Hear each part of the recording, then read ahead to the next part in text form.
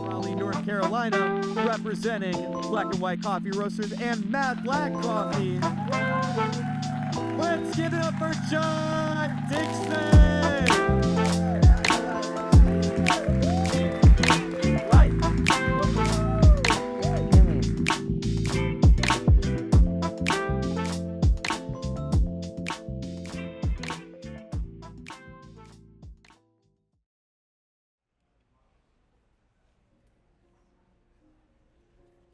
Can you turn it up a little bit? Beautiful. Thank you. You guys ready? Then let's begin. Time. So what does it mean to enjoy something? I found that to enjoy something, 3 conditions must be met. You must be physically present, you must be open to new ideas, and you must simply trust the process. Good afternoon, judges, volunteers, and guests. Welcome to the U.S. Brewers Cup Championship. My name is John Dixon, and today I am beyond excited to share this beautiful cup of coffee with each and every one of you today. A cup that is comprised of 3 coffees. The first is an experimental natural from Nyeri, Kenya. These coffee cherries were picked and placed on a raised African drying bed, lined with a plastic designed to absorb and trap the heat when necessary. Now, this coffee lays the foundation of our blend with its expressive fruity flavors and silky, elegant body. From there, I opened myself up to new ideas, and that is how I stumbled upon this honey-processed cold ferment Castillo from Huila, Colombia. This coffee adds complexity to our acidity with a new note of peach, while also offering us an abundance of candy-like sweetness that will only intensify as our cup cools. Our final coffee is a honey anaerobic geisha from Nariño, Colombia. I found that this coffee bound everything together seamlessly with its vibrant florality and citric-like acidity. Together, these 3 coffees combined to create an experience that I just knew I had to share with you all today. So, I had the coffee. Then, I had to trust the process, trying several iterations of this brew to find the perfect cup for you all today. And I found that starts with 20 grams of this blend, ground to 650 microns, placed into each of these origamis for the perfect perception of acidity. 14 grams of the experimental natural, 4 of the geisha, and 2 of the honey co-ferment.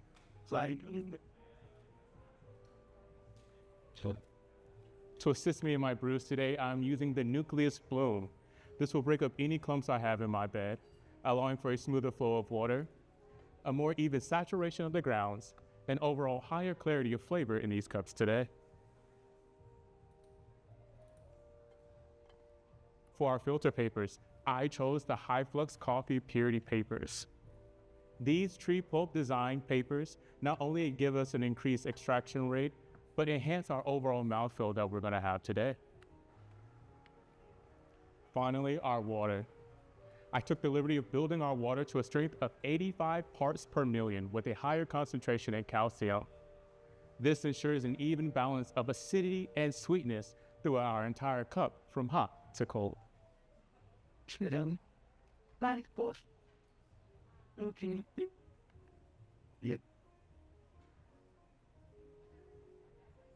All right, our brew recipe today is going to be fairly simple. It starts with 4 pulses with the kettle set to 91 degrees Celsius or 195 degrees Fahrenheit. My first pulse will be at 50 grams.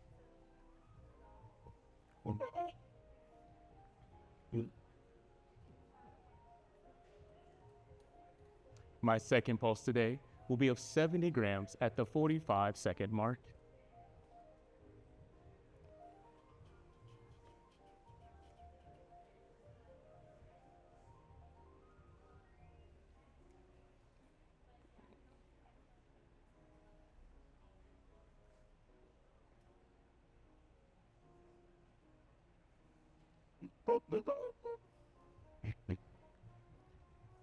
Our third pulse will be 70 grams at the minute and 15-second mark.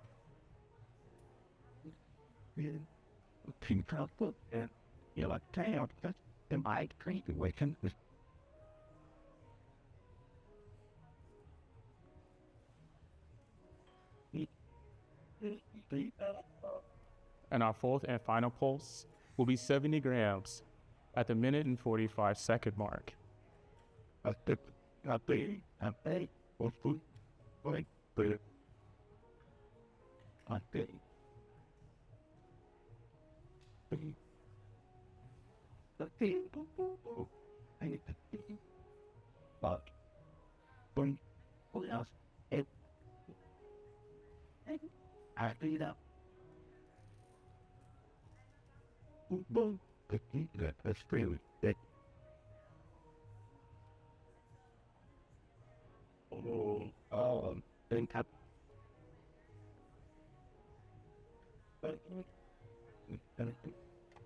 Now, once these brews have reached 2 minutes and 30 seconds, I'm going to remove the brewers from the carafe and add 60 grams of bypass water. Now, I typically don't brew with a bypass, but I found with this cup, it works well, creating that balance of acidity and sweetness throughout the entire cup. Once I've added the bypass, I will give you these cups, these carafes, for your aromatic experience. If you haven't noticed already, judges, these carafes have indentions, which are designed to disrupt the flow of liquid as the carafe is swirled. This is going to give us an even incorporation of the brew, while also giving us the best aromatic experience possible.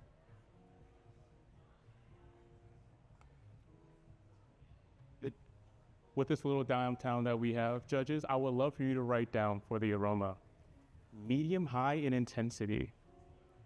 You'll notice notes of raspberry, caramelized pineapple,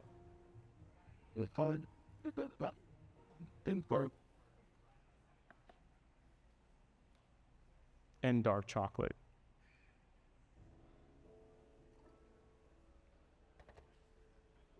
When I give you these carafes, judges, I ask that you swirl 5 times before evaluating the aroma.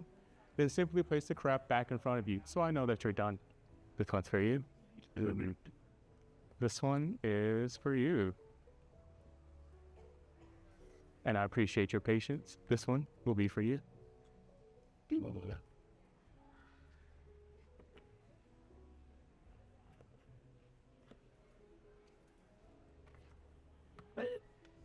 We might do it.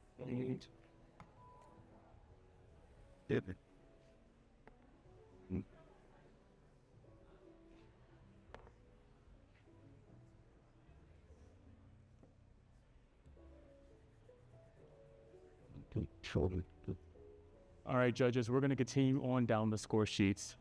Today, for your flavor while hot, please mark medium high in intensity with those notes of raspberry, caramelized pineapple, and dark chocolate. As we get to warm, you'll notice that dark chocolate carries over. You'll get a new note of black tea, and that caramelized pineapple will turn into sweet peach.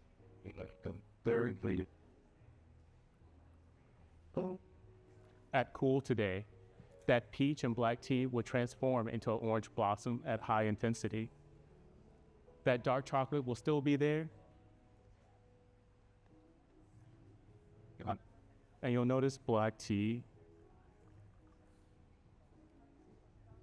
Our aftertaste today is going to be medium in intensity throughout the cup. It's going to be long but lingering in a pleasant way, like dark chocolate. Our acidity today is going to be both malic and citric. It's going to be medium high in intensity while hot, malic dominant, thinking of those red fruits like raspberries. And as it cools, it will grow to a high intensity, being citric dominant, thinking more of those tropical acids at the end. Our sweetness will be medium high in intensity while hot, thinking of those fresh fruits. And as it cools, it will grow to its highest intensity, being that of like a southern sweet tea or an iced black tea with cane sugar added to it. The mouthfeel, while hot, is going to be smooth, silky, and elegant with a medium intensity. And at cool, be high intensity, round, juicy, and salivating. To serve you today, judges, I'm using the Aurea Sense cups. These flare designs and taper lips gives us the perfect perception of the cup that I'm looking for. So as I hand you the cups, please wait until I call time for the enjoyment. You see, I wanted to create an experience for you that you can enjoy just as much as I can. Because that's one of the beautiful things I love about coffee. In the midst of everything, we can always come together and enjoy a beautiful cup together. So as our time ends, I ask that you remain present in the space. I ask that you keep yourself open to new ideas. And most importantly, you continue to trust the process, for that's what put us here in this moment together. So please enjoy Thai.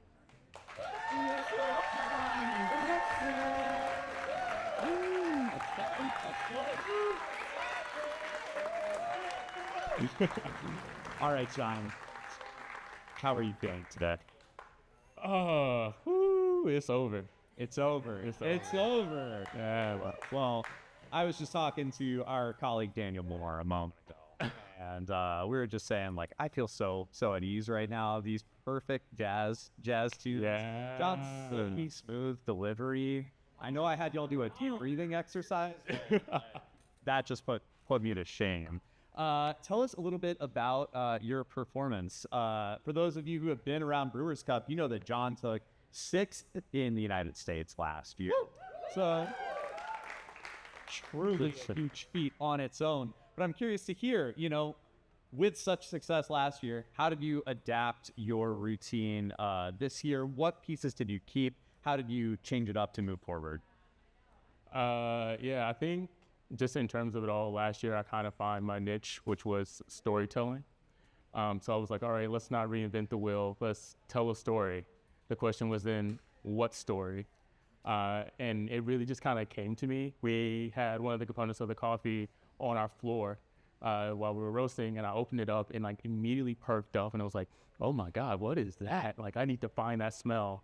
And it reminded me of like eating peach rings as a kid growing up in Georgia. So I was like, wow, that's nostalgic. That is like some black boy joy. And then as I kept trying coffees, I noticed the word joy kept coming up again. So I kind of went down the rabbit hole. Well, what is joy? Like, how do we search for it? Then that turned into, well, what does it mean to enjoy something? And then me being me, continuously asking people random questions, bugging them about joy and enjoy, them getting mad. Like, why are you asking me these questions? And I was like, I don't know, I'm just curious to see everybody else's perspective. And then, it's just kind of over time, as I've noticed more and more things happen, I'm like, man, I feel like we could really use more joy in the world. So it just became a thing. Let's give it up for John. Tell us a little bit more about the blend that you put together, too. Obviously, I also work here at Black and White Coffee Roasters, so these coffees are near and dear to me. But before you assembled these three into one cup, I had never even thought to combine them. So tell us a little bit more about your thought process in building. Yeah. So if you don't know me, I love a good African natural coffee. And so it was kind of like my first checkpoint, which is kind of hard at this time of the year, but I was determined to make it happen. And so that's how I found the main component of my coffee. It was beautiful. It had an elegant body, it's blueberries, kind of had like this winey finish. And I was like, yeah, this is it. But I wanted to give the judges an experience that they would remember in a cup that they would talk about even after the competition is over, because that's the real win. And so that's when I kind of stumbled upon that peach co-ferment. And I was like, oh, this is insane. I wonder if I put these two together, what will happen? And I was like, oh, okay, yeah, this is getting kind of solid. And then I found the Gesha, and I was like, just out of curiosity, what happens if I just sprinkle in a little bit of this? And it just continuously worked. So as I kept trying different coffees, different iterations, different ratios to find the right one, it just kind of like all came together on its own like 48 hours ago. So that's coffee. We love it. Adapting as it goes and really chasing those best results. Well, thank you so much, John. Good luck moving forward. Let's give it up one more time for John Dixon. Thank you again, Sheree.